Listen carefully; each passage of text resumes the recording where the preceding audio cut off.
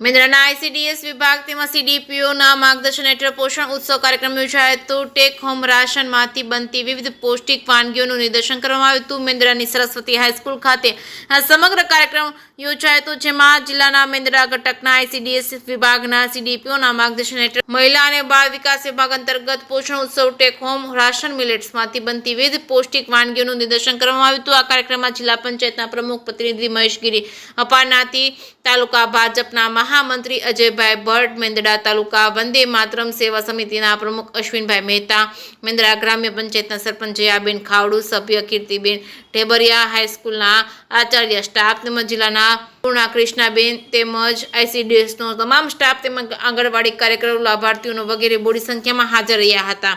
આ કાર્યક્રમને સફળ બનાવવા માટે આઈસીડીએસ વિભાગના સીડીપીઓ કાજલબેન જોશીએ જહેમત ઉઠાવી કાર્યક્રમને સફળ બનાવ્યો હતો।